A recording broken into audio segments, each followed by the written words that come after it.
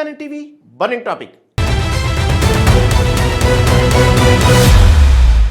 అప్పులిచ్చేవాడు అప్పారావు అయితే అప్పులు అడిగేవాడు పాకిస్తాన్ అవుతుంది. అవును, ఇప్పుడు పాకిస్తాన్ పరిస్థితి చంకలో పిల్లాడు ఊరంతా దండోరా అన్నట్టుగా ఉంది. దేశం దివాళా తీస్తుంటే గడ్డి కరిచినా సరే అప్పు పుడితే చాలని చూస్తుంది షహబాజ్ ప్రభుత్వం. తాజాగా భారత సంతతికి చెందిన world bank president Ajay Banga Pak పర్యటన ఇప్పుడు హాట్ టాపిక్గా మారింది. ఆయనకు స్వాగతం పలికిన తీరు చూస్తుంటే నిరాశకరమైన సమయాలు తీరని చర్యలు కోరతాయనే సామెత అక్షరాల నిజం అనిపిస్తుంది. ఆ వివరాలేంటో ఇప్పుడు చూద్దాం.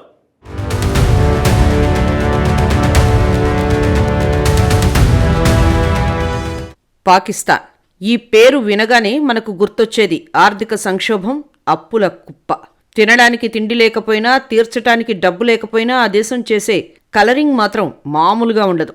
ఇప్పుడు ఆ దేశం ఒక కొత్త ఎత్తుగడ వేసింది. అది అక్షరాల సెంటిమెంట్ అస్త్రం.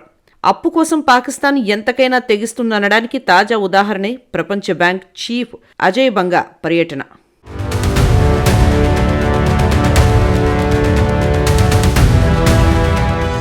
పాకిస్తాన్ ఇప్పుడు అప్పుల ఊబిలో ఎంతలా కూరుకుపోయిందంటే ఆ దేశాన్ని రక్షించడానికి సాక్షాత్తు దేవుడే దిగిరావాలని అక్కడి ప్రజలు కోరుకుంటున్నారు. కానీ పాక్ పాలకులు మాత్రం దేవుడి కంటే ఎక్కువ వరల్డ్ బ్యాంక్ నమ్ముకుంటున్నారు. World bank chief Ajay Banga పాకిస్తాన్లో అడుగు పెట్టగానే పాక్ ప్రభుత్వం తన పాత రికార్డులన్నీ తిరగేసింది.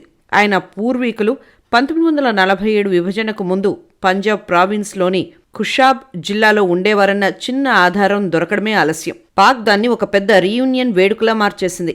అప్పు ఇచ్చేవాడు అప్పన్నైతే అడిగేవాడు అన్నదమ్ముడు వరుసలు కలిపాడట.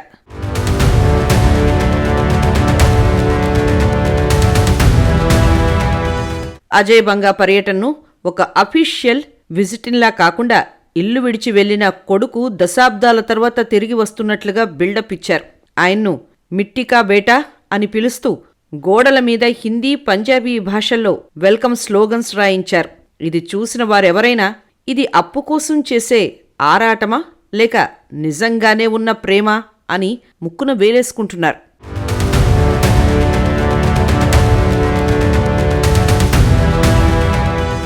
అంతర్జాతీయ వేదికలపై అప్పుల కోసం అల్లాడుతున్న పాకిస్తాన్ ఇప్పుడు కొత్త రూటు పట్టింది. సాధారణంగా ఏ దేశ అధినేత వచ్చినా లెక్కలు చూపిస్తారు, ప్రాజెక్టులు వివరిస్తారు. కానీ పాక్ మాత్రం సెంటిమెంట్ కార్డు తీసింది. ప్రపంచ బ్యాంక్ అధ్యక్షుడు అజయ్ బంగా పర్యటనలో ఆ దేశం చేసిన హంగామా చూస్తుంటే ఒకటి గుర్తొస్తోంది: నోరు మంచిదైతే ఊరు మంచిదవుతుంది.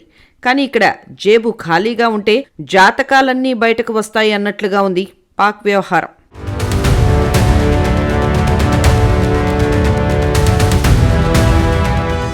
సాధారణంగా వరల్డ్ బ్యాంక్ చీఫ్ వస్తున్నారంటే ఏ దేశమైనా జీడీపీ గణాంకాలు, ద్రవ్యోల్బణం రిపోర్ట్లు సిద్ధం చేసుకుంటుంది. కానీ పాకిస్తాన్ మాత్రం దశాబ్దాల నాటి రెవెన్యూ రికార్డులను దుమ్ము దులిపి బయటకు తీసింది. అజయ్ బంగా తాత ముత్తాతలు ఎక్కడ ఉండేవారు, వారు ఏ వీధిలో నడిచేవారు, వారి ఆస్తులు ఎక్కడ ఉన్నాయి, ఇలాంటి వివరాలన్నీ వెతికి పట్టుకొచ్చి ఆయన చేతిలో పెట్టింది. పాక్ ప్రభుత్వం అజయ్ బంగా కుటుంబ మూలాలు ఉన్న ఖుషాబ్ జిల్లాలో ఏకంగా పండగ వాతావరణాన్ని సృష్టించింది. ఆయన పూర్వీకుల నివాస ప్రాంతాలను, వారు నడిచిన గల్లీలను రంగులతో అలంకరించారు. ఒక రకంగా చెప్పాలంటే ఇది అతిథి మర్యాద కంటే కూడా అవసరార్థం చేస్తున్న ఆర్భాటంలా కనిపిస్తోంది పాక్ తీరు.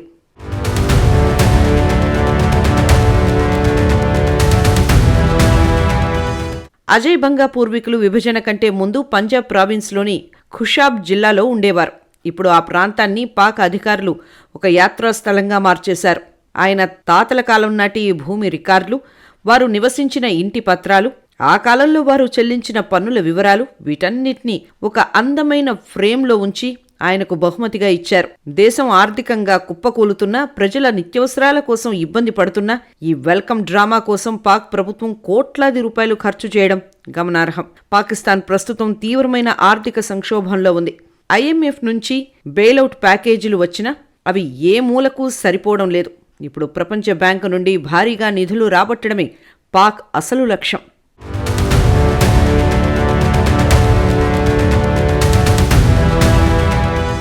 పాక్ చేస్తోన్న ఈ పనులపై అంతర్జాతీయ విశ్లేషకులు విస్మయం వ్యక్తం చేస్తున్నారు.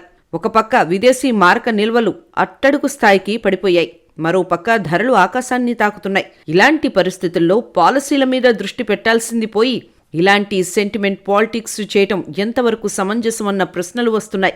అజయ్ బంగా ఒక ప్రొఫెషనల్ బ్యాంకర్. ఆయన సెంటిమెంట్కు లొంగిపోయి నిధులు ఇచ్చేస్తారని అనుకోవడం పాక్ అమాయకత్వమే అవుతుంది. ఆర్థిక క్రమశిక్షణ లేని దేశానికి ప్రపంచ బ్యాంక్ నిబంధనల ప్రకారం రుణాలు ఇవ్వటం అంత సులభం కాదు.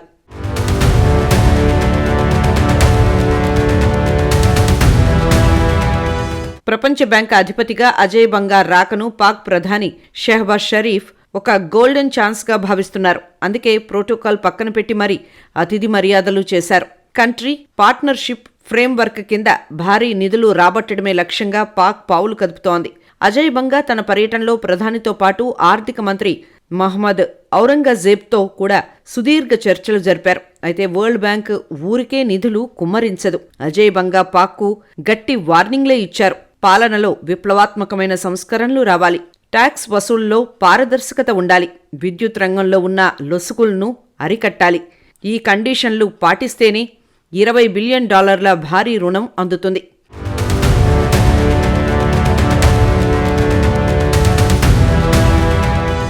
ఒక దేశ ప్రధాని ప్రపంచ దేశాల ముందు అప్పుల కోసం తలవంచుకోవలసి రావటం దురదృష్టకరం.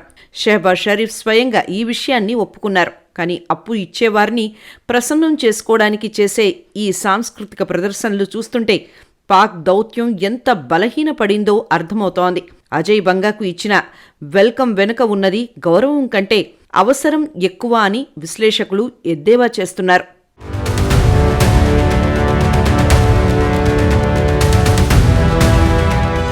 అప్పు చేయడం తప్పు కాదు, కానీ అప్పు పుట్టడం కోసం దేశ గౌరవాన్ని తాకట్టు పెట్టేలా వ్యవహరించడమే విచారకరం. పాకిస్తాన్ ఇప్పుడు చేస్తున్న ఈ అప్పుల డ్రామా ఆ దేశాన్ని గట్టెక్కిస్తుందా లేక మరిన్ని షరతుల సంకెళ్లలో బంధిస్తుందా అనేది కాలమే నిర్ణయించాలి. ఇప్పుడు వరల్డ్ బ్యాంక్ ఏం చెబితే పాక్ అది వినక తప్పని పరిస్థితి.